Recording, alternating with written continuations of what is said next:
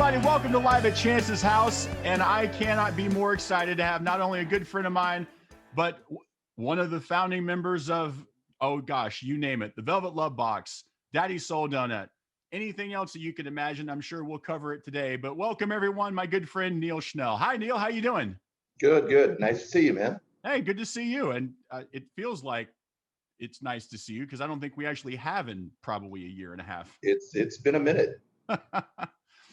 So what I've been telling my audience about this already and letting them know that last week that you'll probably be coming on. But the interesting story about how this whole thing got started is that, you know, about a year or so ago, because I just had the 1 year anniversary of Live at Chance's house, I decided to just jump on with an iPhone.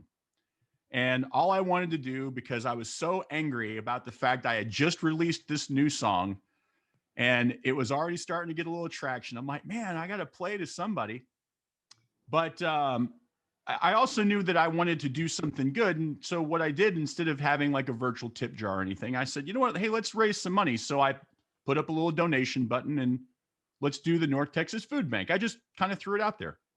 Well, 6 weeks later and $2,500, I was pretty excited to see what that looked like.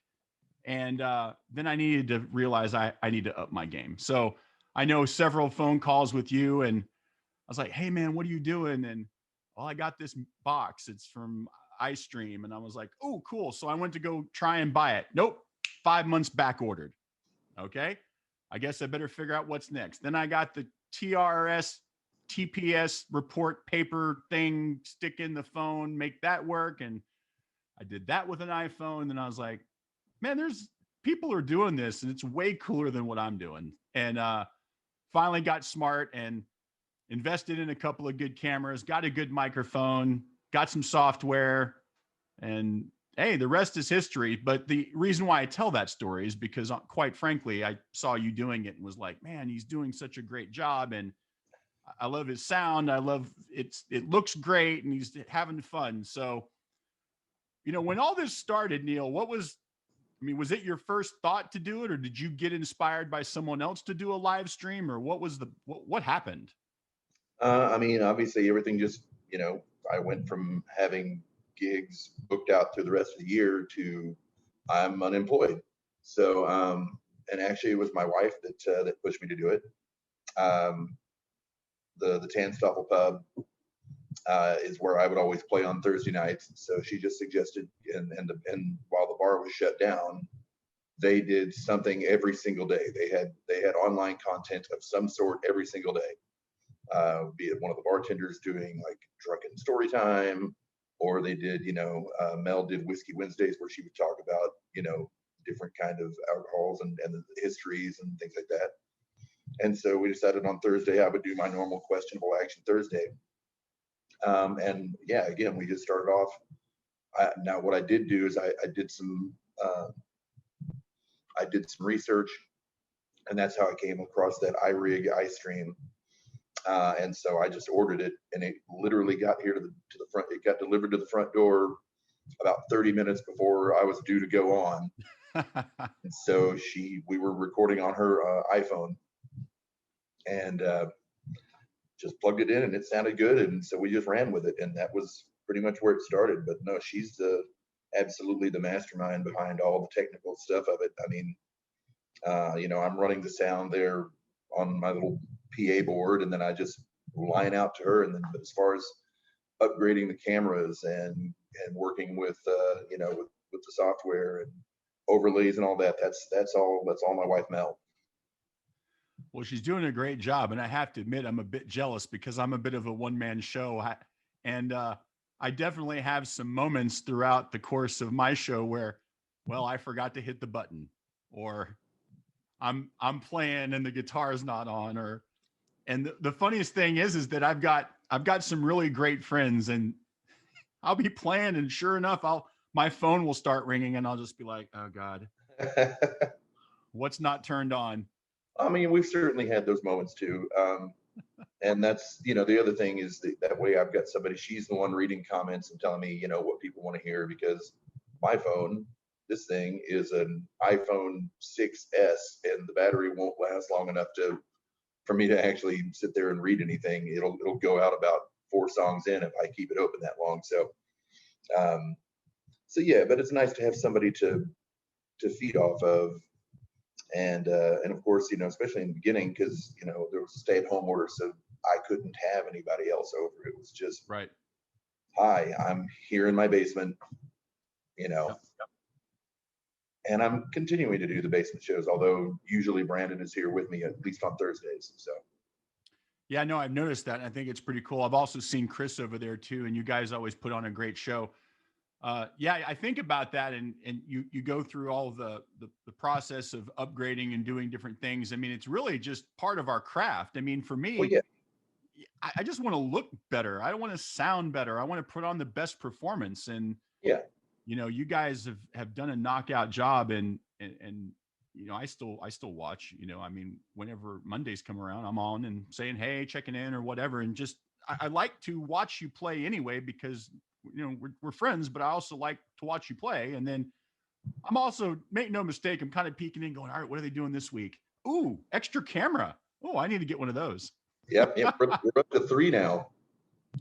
I'm just really uninteresting. I mean, you're seeing it. This is it. I mean, and if you saw the stuff I've got, well, it's right behind me. I mean, I got the mic and everything set up, but I've got an iPad for the remote. I've got a phone for YouTube. I got a phone for Facebook. I'm like, it's sometimes too much, but it's a heck of a lot of fun. So, Oh yeah, what does all right? So look, we're not post COVID by any stretch of the imagination. no, However, things are getting a little bit better, and people are getting vaccinated, and they've got everybody's open, which they yeah. whatever. We don't have to get into all that, but what do you what's coming up? I mean, what are you excited for, and what are you hopeful for 2021? I don't really know. I think if anything, this has kind of put me in a very be in the moment kind of a state, because I really don't know. I mean, there's going to be some changes coming up within Lovebox. There's just as far as how we're doing things, we're trying to figure out our reentry plan, and I worry, because we're doing a handful of shows here and there, but I worry about crowd sizes and things like that, because I'm still worried about people's safety. Sure. And really, I guess I don't know what's going to go on with Lannie Flowers Band. I think we have a gig possibly coming up in September, which means I'm going to have to go back and relearn everything, because I don't remember any of it. I don't know. It's very uncertain, kind of just what's going on and where things are going to go. If there's going to be another wave that comes through that makes, that forces things to revert back a little bit. I mean, so I'm just I'm cautiously optimistic, I suppose, is the best way to go. Yeah. My schedule is pretty much returned to at least 2 nights a week playing. I mean, pretty much. I mean, and then I'm keeping Mondays and Thursdays virtual, picking up a few Wednesdays here and there. So I mean, it's gotten busy, but it's mostly the duo. It's mostly Bit of the Box, which has worked out really great. That's actually been one of the very bright spots of the past years, that we've really pushed that forward. And I've gotten to play more guitar in the last year than I have in the last 15, probably. With the downside being that I don't get the opportunity to play bass very often. So. No, that makes sense. I mean, it's the blessing for me has been a lot of things. First of all, it kept me active. And then I know I'm a better guitar player than I was, a year and a half ago, because I'm forcing myself to do things. And now I've got this thing.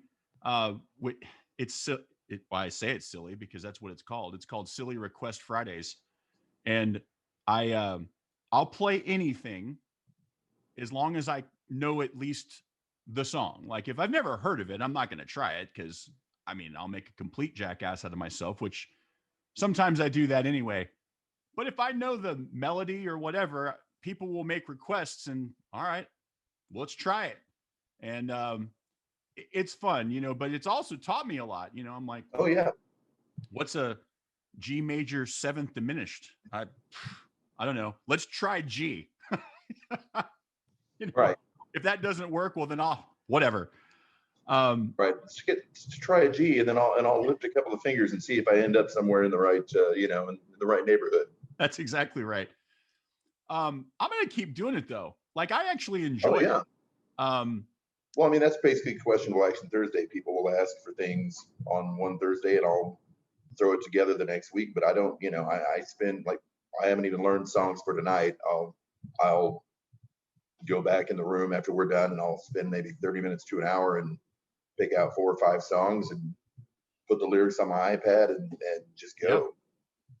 You No, know, that's really cool. Well, do you think that look, and like you just mentioned, I mean, I feel exactly the same way you do, by the way. I'm cautiously optimistic. I mean, I get my second vaccination on May 1st and really excited about that. And but I'm not rushing out. I'm not gonna go like, all right, let's go see a movie and oh, I can't wait to get to my favorite steakhouse. right? No, I mean, I'm not doing any of that yet.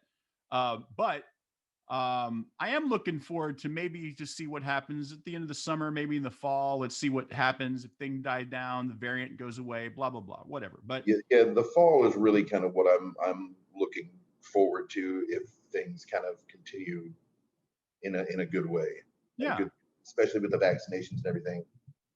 absolutely. Do you think that after, let's just say that magically tomorrow everything's good, 100%, everybody's out of it, it's a cure, there's no more problems, we're done.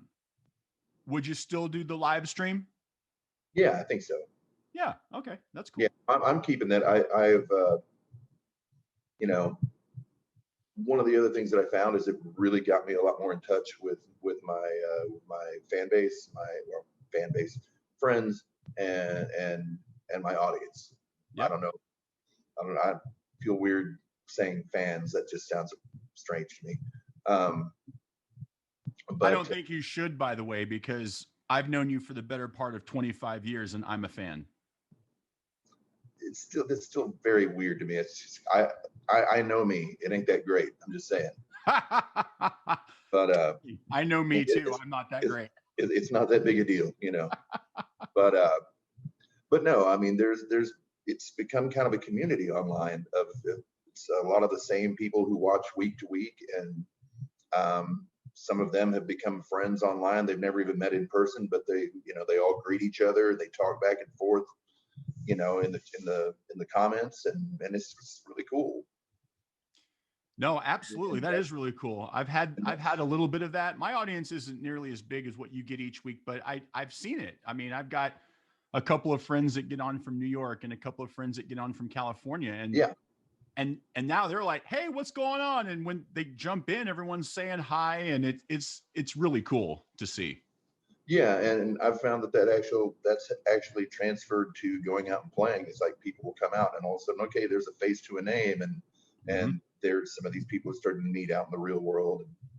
Um, you know, and there's people who I've got 2 different groups of people in Oregon, I guess 3 different, who uh, they all live in different places, but 2 groups actually live in the same little town that I go to every year to hang out with one of the friends. So now they've all met.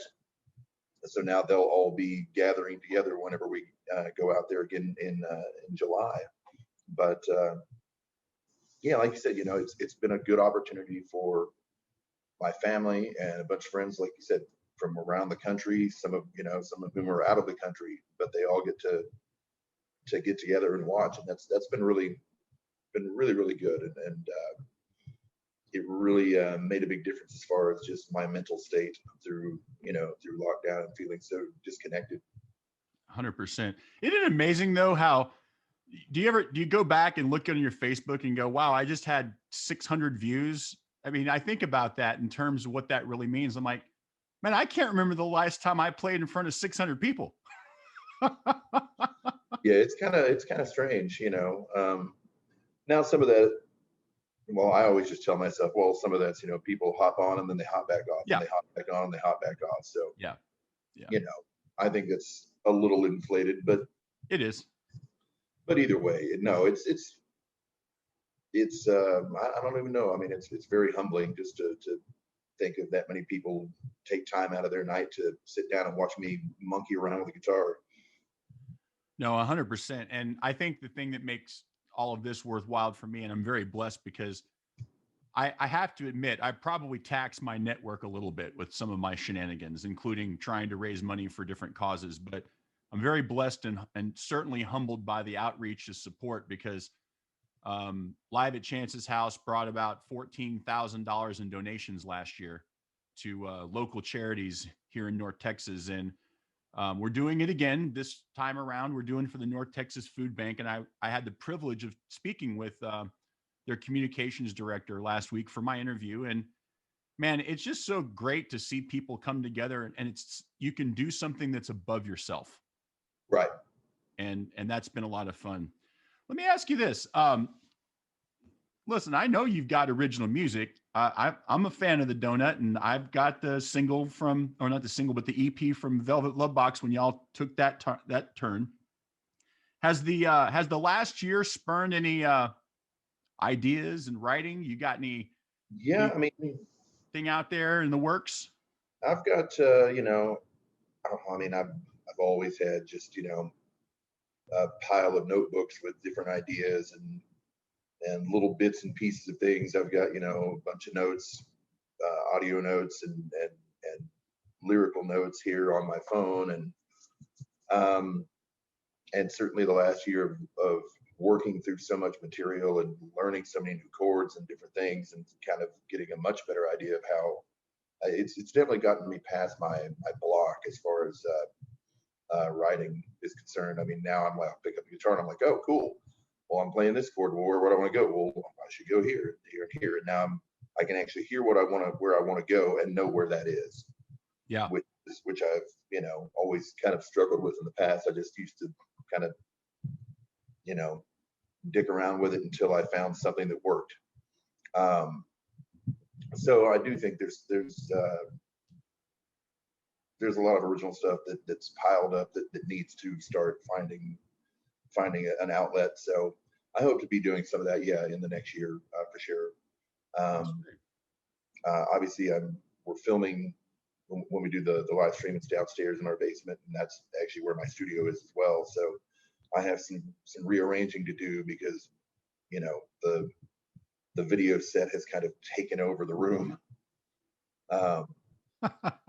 But yeah, whenever I can uncover my desk again and get down there, I'll start kind of demoing some stuff out and trying to introduce more of it on the streams as well.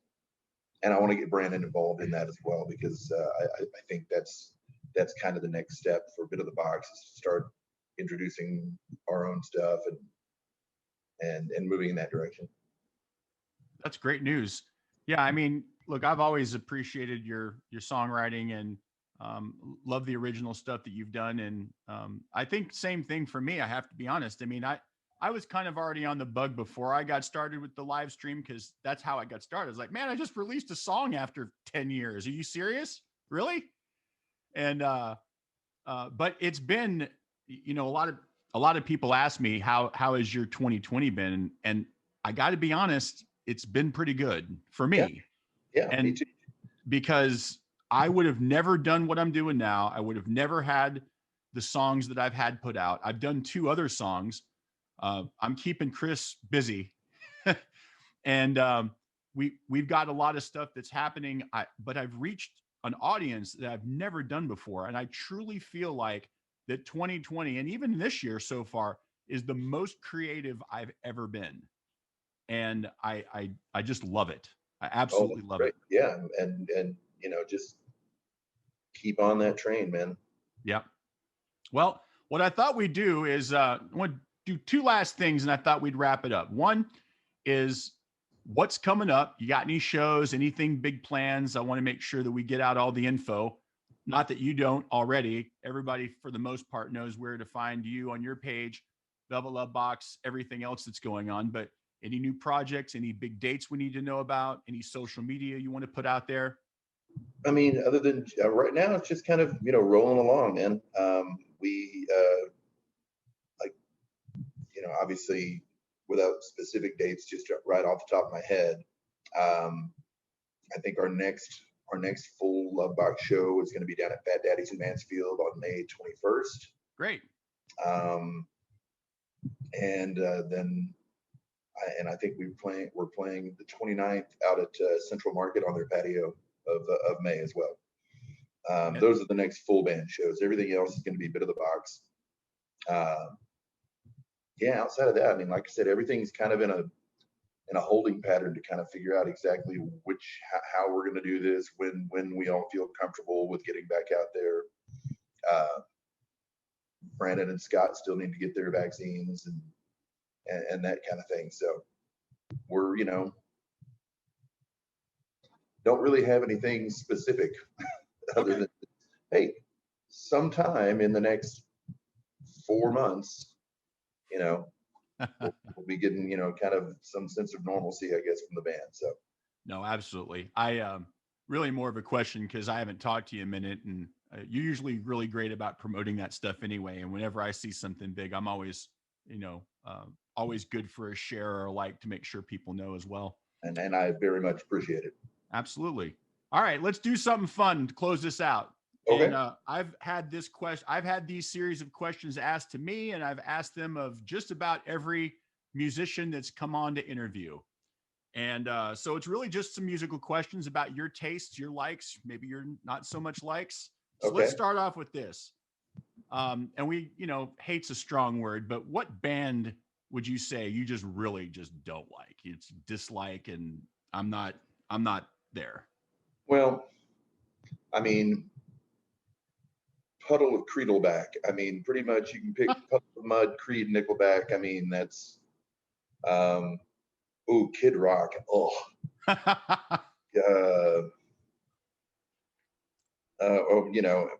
Pretty much take your pick of most of the young country. Okay. Because what's that guy's name? The country girls shake it for me. What's that guy's name? Luke Bryan. Yep, that's the one. That's just, direct. Although Florida Georgia Line takes the cake for, they actually wrote a song called Dirt. No, pretty much, I don't know. No, you definitely hit on something, because as you may or may not know, I'm pretty opinionated. Yeah. Not my fault. I think it's great. Right. It's not my fault I'm right. I'm just saying. I think that Florida Georgia Line gave the definition for everyone of bro country. Yeah. Yeah, that's exactly it right there. Yeah. But since I don't, really listen to that, I mean, other than that, like newer stuff that's come out, I mean, I suppose mostly just the places that I get new music. I don't usually hear a whole lot of stuff that I'm like, oh, what is that? That's terrible. Right. It's usually like when I'm loading in someplace and the bar has music on, I'm like, what is that crap? Right. No, I understand. So this would be a kind of the follow-up, and I guess it could come into play with some of the bands that you mentioned. So I'll give you my example that might help you out with this question. Most overrated band in your opinion? And so mine, I have to admit, I'm not a fan, although Jim K is trying to get me to be one. I'm not a fan of the Grateful Dead. So, but listen, I appreciate them. I get it. I don't hate them. Right. It's not my thing. And I've heard a couple of songs that are okay, Uncle John's Band, Truckin', whatever. But like the core of the band and the essence of what it is, to me, they're like completely overrated for what they are. But that's my opinion. Right. What would you classify as your band that's overrated? And I mean, there's several that come to mind, but well, I guess really the first one that comes to mind is Kiss. Okay, I get that. I never got it. I never got that whole pumped up thing, check it, and it's just really very weak, warmed over pop. Understood. I actually enjoy Kiss concerts, but the only reason why I do, because I have two really very close friends that are a part of the Kiss Army, and I go to the shows because one, it makes them happy, and look, at the end of the day, it's entertaining. It doesn't mean that it's the greatest rock and roll in the world, but Well, no, but I went and saw them. Actually, I went and saw them live because, hey, you got to go see Kiss. yeah. And that was during the time they weren't in makeup. Oh, okay. Lick it up. Sans makeup at Tarrant County Convention Center. The opening bands were Vixen and Vixen and Winger. Oh. Now, guilty pleasure, Winger, I actually really, really liked. Because all those guys were studio musicians, so they were actually musically really good. Yeah. But that's Kiss is probably going to be the top one for me on that one. Okay. Oh, the first ones that I can think of anyway. What maybe whether it be, let's put it in the context of live concert, maybe a band you'd never seen. What band has surprised you the most? The Cure, actually. I was not a Cure fan, and I was all into Rush. This is early 90s. And my friend said, hey, if you'll go to a Cure concert with me, I'll go to a Rush concert with you, because we had this battle back and forth. So we went to the Wish tour, I think it was 1992. Okay, yep. And it was at Texas Stadium. And I was just blown away. I mean, they were just amazing. Because I had just kind of assumed that it was a big keyboard band, and they were all just kind of sullen and mopey, and just wasn't my thing. Yeah. Robert Smith came out on stage and was funny, for one thing. He was really funny. But they had gone down into the stadium, into the locker room where they weren't supposed to go. He came out wearing Emmett Smith's jersey. Oh. And it was really cool. And but all of it, it's like they had all these guitars and these massive pedal boards, and so it was just, they were making all these really cool sounds with just by all these very intricate pedal boards and combinations of effects and everything. I was like, all right, I got it. This is really good. I get it now. That's cool. What was the band that made you love music?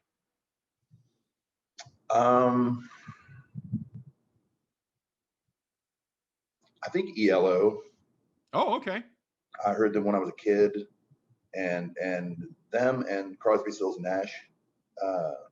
Although I didn't know that's who it was at the time, I just really I made my mom call the radio station to find out who had done this song, and it was called "Wasted on the Way," and it was a CSN song, because I just liked the harmonies so much, and that same thing with ELO. Absolutely. All right, last two. If there was a band, I guess it could be non-famous, but any band that you could play in and go on tour with, who would that band be? Well, I have two of them, actually. The first one would have been Ben Folds 5. Ooh, cool. First time I heard this, like, man, I wish I was in that band. And the second one would be the Decemberists. Okay. I've become just a huge fangirl about them. I've actually been listening to them, and I just really stumbled onto them about 6 months ago, if I'm being honest. And I'm like, I dig it. I really do. I got into them about 2 years ago, and then I just went down a rabbit hole, and I ended up buying everything they've ever done and listening to it. When I took that first road trip out to Oregon, it's 3 days there, 3 days back, by myself in the car. Yeah. So I just put it all on my iPod, and I listened to them chronologically from their first EP all the way to the newest album, and just got totally hooked. While we got people listening, because I always love being able to spur conversation with audience that watches. Let me throw you one that I've been listening to. If you don't know about yet, go look up Ocean Alley. Okay. They're out of Australia, and man, they are smooth and rocking, and can be reggae, can be rock, can be funk, and they got a little bit of everything in between. And I cannot stop listening to them right now. All right, I'm making a note of this. Hang on. Ocean Alley. Ocean Alley. Okay. Yep. Done. All right. And then last question. What is the one band that, well, maybe you already answered it, could be Decemberists, but what's the one band you just can't stop listening to? Like, if it's on, you're listening to it, and you'll listen to it if in the car, and you might have it in there a week and you don't care because you just keep listening to it. Right. Yeah, I mean, Decemberist certainly falls into that. Okay. As far as a single that just came out, I don't know what it is. I'm obsessed with this song by Honor. It's ONR. He's a Scottish singer-songwriter. But there's a song, I heard it on KXT. It's called I Must Stop Falling in Love. It's real simple, and it has a featured guest vocalist of Sarah Barthel from Fantagram. And it strikes me as very much in the same vein as Gautier's Somebody That I Used to Know. Yep. It's one of those kind of songs. And I don't know, it's just one of those things. It won't get out of my head. Yeah, no, I totally get that. I guess I'm a little bit more boring, but like it plays in my car constantly. Like I pretty much don't listen to any kind of radio, but Steely Dan constantly is playing on my phone. I've definitely gone through my bouts with Steely Dan as well. I love it. I will say, and I don't hear it very much, but sometimes if it's in my car or something, I'm fine with just listening to it over and over again. I don't know if you know Don. Do you know Don CENTO? I don't. Okay, he used to play around here. He played with Brad Thompson for a little while. Okay. He was in he was in a couple other bands around, but he's down in Austin. But he has a band called El CENTO. Okay. It's a little 3-piece band. You can find their stuff. I think they're on Spotify and all that. I think they put out just the one record, but I went and saw them in Fort Worth one night, and I left there singing like 3 of their songs, and I'd only heard them once, and I had basically had to go find it and do it. Really, really good stuff. Well, I'll put that up too, because we'll make sure we highlight that as another thing to stick out there. And I'm going to notate that myself and go check it out. I'm always interested in listening to new stuff, just because you can't, you know what? You're not going to find it by listening to terrestrial radio. You're just not. The KXT does a pretty decent job of breaking out some of different stuff. Cause I mean, it's a public radio station. Yeah. But it's all music. So it's got that bent to it, and they'll actually throw in local stuff right alongside, national, and that's how I've found a lot of newer music and friends and stuff like that. But yeah, I guess I always forget listening to that station, so I need to get back onto that trip, because there are people out there that are in the know about up and coming, new emerging, or maybe stuff we just don't know about. And there's millions of people on Spotify. It's hard to find a track just by stumbling over it. Trust me. No, absolutely. I know this.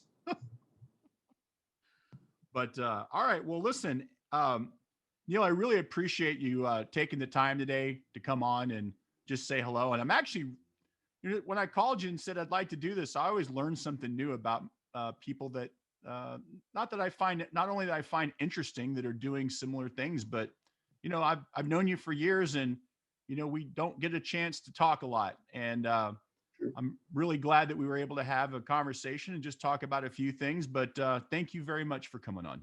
Absolutely. Hey, thank you for having me, and congratulations on the anniversary, brother. I appreciate it.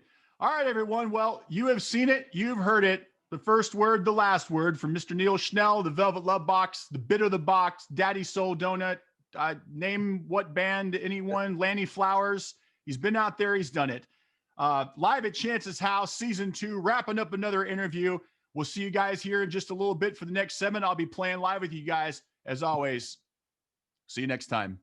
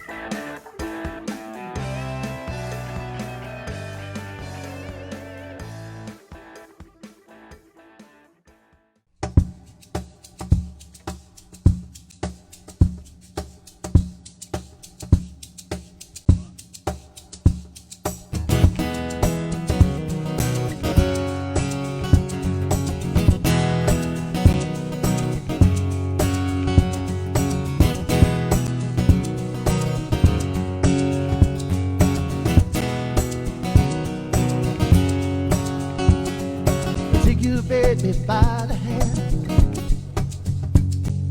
make her do a high handstand. Take your baby by the hair, do the next thing that you feel. We were so in phase, and I dance, I'll dance. We were cool on craze. When I knew, and everyone we knew to believe, do, sharing one was you, and I say, that's all it's all. Take you, baby, by the hair, pull her close and lay there down. Take you, baby, by the ears, lay upon her darkest fears. We were so in phase, and I danced all days. We were cool on craze. When I knew, everyone we knew to believe and do, and sharing what was you, and I say, that's all days on. Dance all day, dance all, dance all. Now take your baby by the wrist, in the mouth under my fist, and in her eyes two sapphires blue. You need her and she needs you. Her and she needs you. You need her and she needs you. You need her. She needs you. We were so in phase, and I dance all days. We were cool